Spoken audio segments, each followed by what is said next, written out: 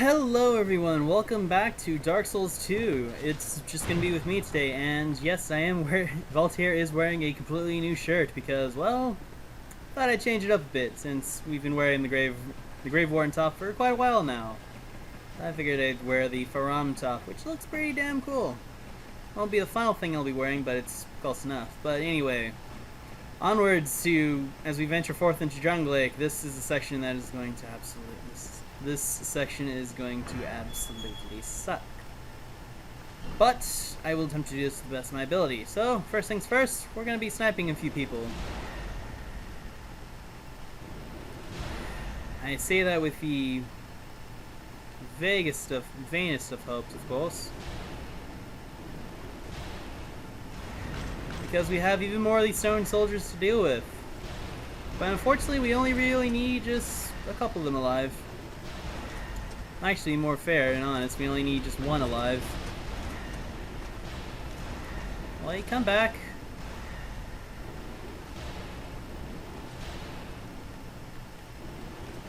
Alright, there you go. You just get your old daily dose of murder. And with these guys, we're just gonna slip in very sneaky like and just kill them like so.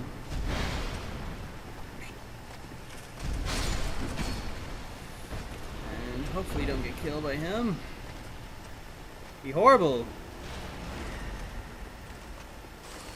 Oh god, no. No. Oh god, please don't murder me right now. I don't need this. I don't need another death to start off a recording. But basically the main goal and objective, what we want to do is to get one of those two dead right in front of the statue. We're gonna kill this guy, weaken him, and basically let him come to us as before. And so, his souls will go to the statue, and as these goes to work, I want to address your attention to this particular pillar. As soon as he finishes turning. Anytime now. That's the sound of him pushing that, or twisting it. That is now moving as an elevator. That is an elevator we need to go to continue onwards to, like, the boss in the last bit of Jungle Lake. Unfortunately, there's a head-sized wall that is preventing us from getting over, so... And we could easily homeward bone, but there's a few things we need to get, so... We're gonna loop around the long way. And first things first, we got ourselves a few chests, with one of these being... an old knight hammer, which is the hammer that we met from that one Hay Knight that gave us our first Sublime Bone Dust, and more importantly, the Soul Greatsword and Kaitha's Charm, which I'm going to swap this out for the Idol's Charm, which, although this is nice, this is just as good. In fact, it moves a bit faster. Kaitha's Charm is a interesting chime because it only works with hexes only. And we have ourselves a nice little. Very nice little cathedral area with, surprise, the Knights of Alone. The Knight Captains of Alone, I guess I should be more specific. Why they're here? I don't know. The plot demanded that they be here, I suppose. So we'll just go on about murdering them, eh?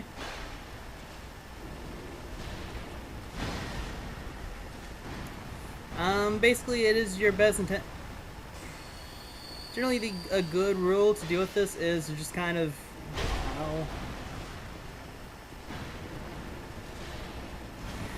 is to kind of just take it easy and take them one at a time. Generally from one side first, then move to the other side, typically. So you get to at least like one guy left, and you can just sort of brute force them in a way. We're just going to repeat the process over there, and then we'll open the chest without really any need of getting horrifically murdered. Also, there is a couple of Cyan Knights and an elephant man, unfortunately.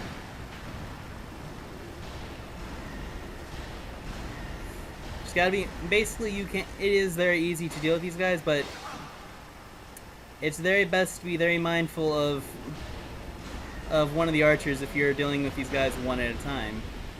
Because unfortunately things can go horrifically awry. And usually at this point, once it's alone, you don't have to worry about it. You can just basically melee them to death, and you'll be fine. And what do you know? I got a great bow of the Knights of Alone on a character I don't even use this with. Well, but in this chest we got a lovely trap, which I believe inside is not even worth it. Just a bunch of fire arrows on some great arrows, which is basically another expansion of the ammo for great bows. Great bows basically got their own thing, so they have their own specialized arrows now, unlike before, where it was just we had like 2 variants, I believe, which was just the standard Dragon Slayer arrows and Goth's arrows. Basically, if you have the DLC back in Dark Souls. But enough of that. Enough of my babblings. Inside with this chest, we get ourselves the Firestorm Pyromancy. And a classic, an old favorite of classic people. And basically now we have we just have an elephant guy, which he's gonna come out first because he's very eager for action. Unlike the Santa Knights, which I don't even have illusions that they'll even come to the party and join. So those dead, now we get the fun of halberd variants again, which, as I mentioned before, these guys love to turtle like it's the end of the world.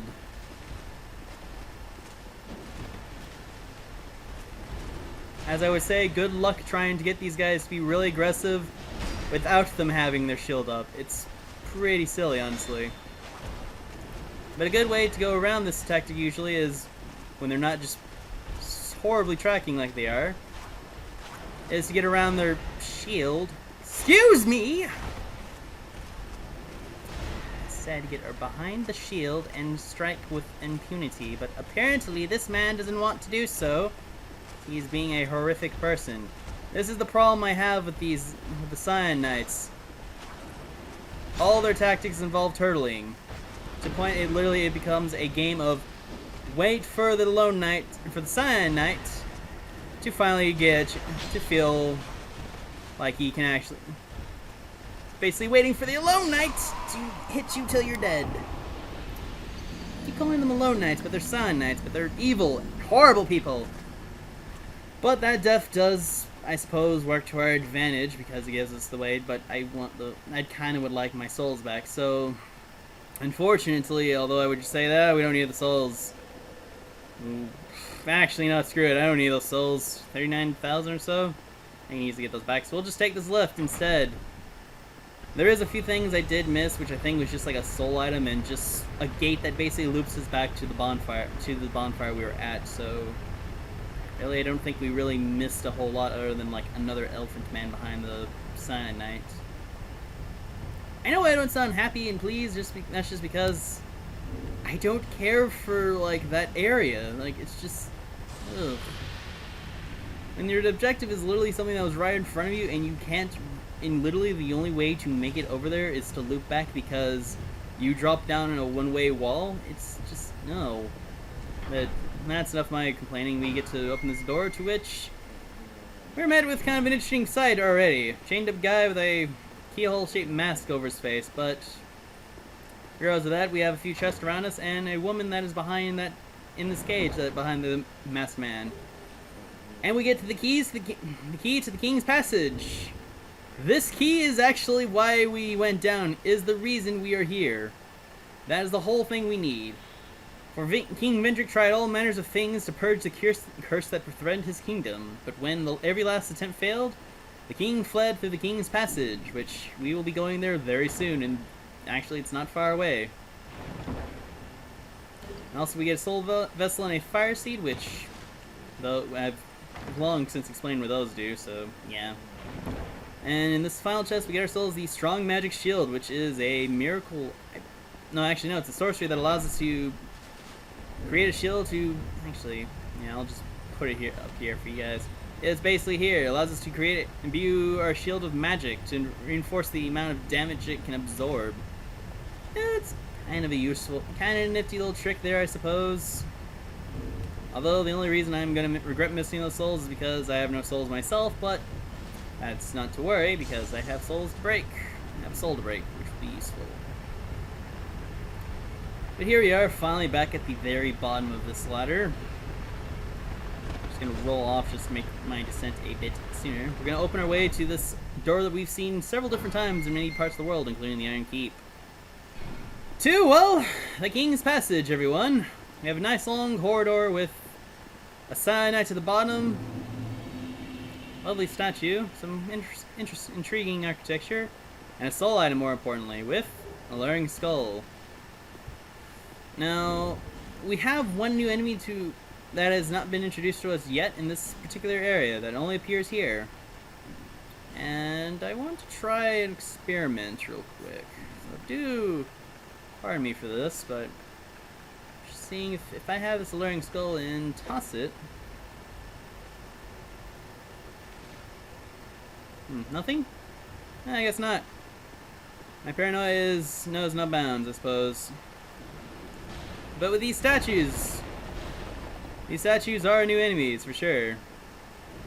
If you can attack them when they're idle, you will be able to break their heads off and basically keep them from being an actual enemy. But since I've already awakened one of them, welcome to the even more variants of the Stone Knights. These are horsemen, but they have twin blades. And are pretty dangerous on their own. Even more so when you have four of them to deal with at once, because they can easily chain combos around you and leave you quite horrifically dead. To be very honest. Plus, they drop the Runaway armor set, which, ironically, is the same armor set that Wellinger wears actually. And to be fair, because I actually like how the Linman armor set looks. Once I deal with this jerk, at least. I think I'll wear that instead, because it looks pretty cool. Like, see? Looks all dark and foreboding and very leatherish, armorish. And ironically, probably not ironically, but or so, it may just be the way they intended it. It looks like something you could see in Game of Thrones, weirdly enough. I don't know. Like the Night Watchmen's or something like that. But since we are human, there is a wonderful sign for us for Mr. Benhat of Jugo. And unfortunately, because I am working to try to do his side quest, he is coming with us. And we have to make sure he survives his boss, which at least for my case, he has some trouble with this, because I give you all the Looking Glass Knight. This is a boss of infamy. Like, I heard back when this game was barely even started. I heard horror stories of this boss. Like, he was supposedly the mid boss, the boss that was to make you cry, make you feel horrified. It was infinitely hard, but he's not really hard, really. He's kind of simple, really. As you notice, he does have lightning-based attacks with a sword, and since it is raining and more than likely will leave us very much wet, if you get hit by that stuff, it is almost an instant kill, because you do less damage because of that. And as you notice, his shield actually can reflect spells. So if you're a spellcaster like myself, be very careful where you aim. More importantly, make sure you aim outside his shield. But he does have an interesting gimmick. And a gimmick I find intriguing, honestly. Other than his lightning sword and whatnot, and it actually involves that shield. Which he is going to do now.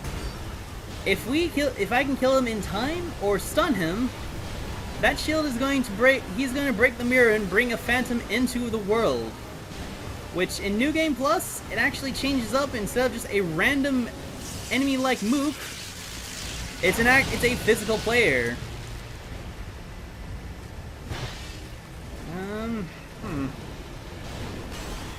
And if you kill the Looking Glass Knight, any phantom that is with him will just automatically die or lose. So with that said, we have defeated the Looking Glass Knight with Benhat's survival. He's gonna run off. And well, I suppose with that said, you look at the soul of the Looking Glass Knight, who challenges visitors to the Lordless Castle. Long ago, the King's Passage was a route taken by the bravest warriors to prove themselves, but now it only prevents one from pursuing the runaway king.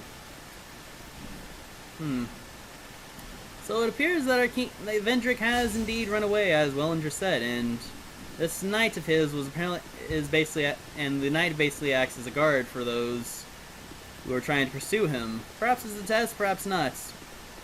But for our efforts for beating him for beating the Looking Glass Knight, we have in this wonderful chest the Soul Bolt, a spell quartz ring +2, and 3 bonfire sticks, which would have solved all of my problems back then, but unfortunately that is not the case.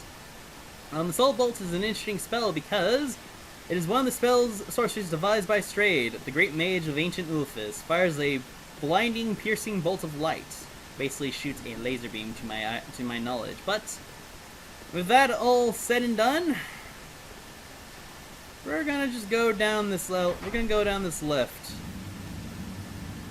And I believe we will call this an episode because the area ahead of us is a rough one. I need some time to mentally prepare myself for that.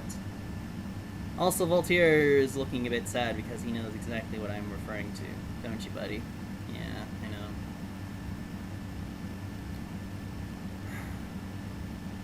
It's not gonna be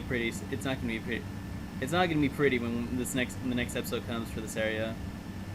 So I warn you ahead of time, if you don't want to hear me complaining, groaning, or probably raging and foaming at the mouth, you're very free to skip that video. I won't judge you, people. I totally will understand.